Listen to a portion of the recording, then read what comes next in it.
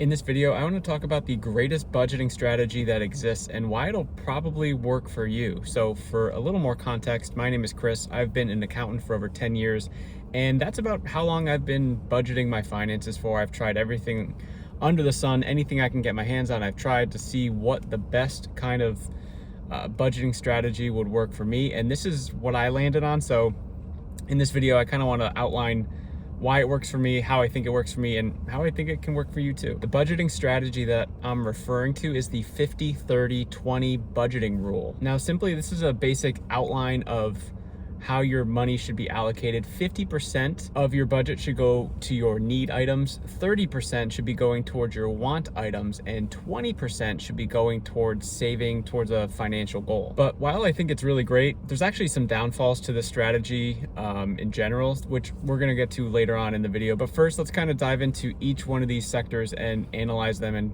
and walk our way through them, okay? So first, the 50 part, to the need items, we're talking about things like housing, utilities, etc., etc. So roughly, this is saying that anything that you consider to be a need item in your life should be about 50% of your income. Now, there is a gray area here because people define what they need or what they want differently. So let me just clear this up. Starbucks every day is not a need. Your landscaper, probably not a need, right? So we're talking about the things that you need to exist every single day. So that's the 50. Now let's talk about the 30, which is our want item. So these are things that you can survive without, like going out to the movies or drinks with friends, or that new gadget that you saw on TikTok or whatever, right? And then finally, the 20, which is your financial goal, basically you paying 20% of your income towards your future self, or whatever financial goal you're working on, like paying down debt, something like that. Overall, I love this strategy because it gives someone a framework of how they should be interpreting their finances, right? And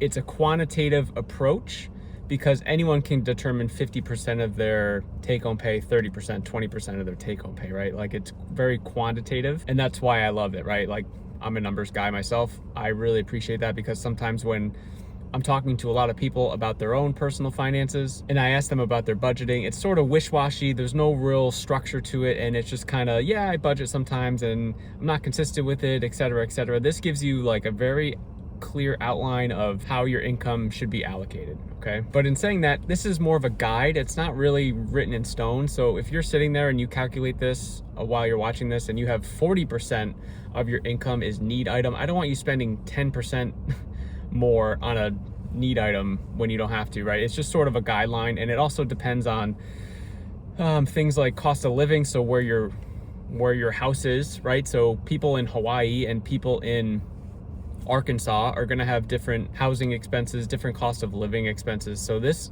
ratio is going to fluctuate, probably even by state sometimes. So that's just something else that you kind of have to factor into all this as well. But my biggest problem with this strategy is I think people take the numbers too literally.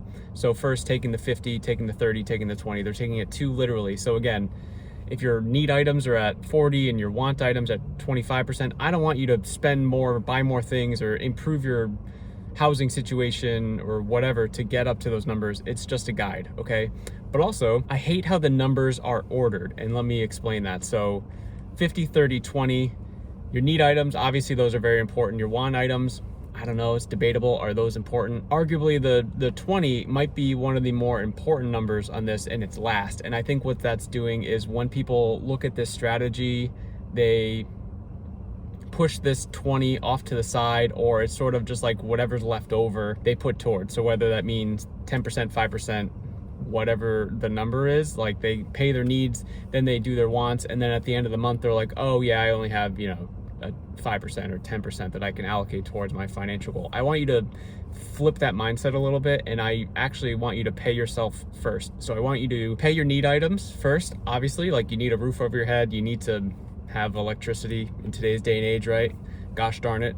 And then I want you to pay yourself. I want you to do the 20% next. And basically how you can set that up is just by automating your finances. So for me, I mentioned that I've been budgeting for like 10 years now, and everything is completely automated, including our monthly investments. When we had debt, that was automated as well. And it was sort of treat it as an expense on our budget, where we knew like, oh, okay, we're allocating $300 a month for this investment, $200 a month for this debt, whatever the thing is at the season of the personal finances that we were in, so that it wasn't an afterthought, right? Like it's a goal that we were trying to hit, whether at the time, again, it's becoming debt free or putting money towards a financial goal that we have. By setting this up, it shifts your priorities, right? And then that way, if you're, say, living paycheck to paycheck, or you're just really trying to grind to get to this financial goal, you're going to actually spend less money on your want items, which is what you probably want to do in the first place, because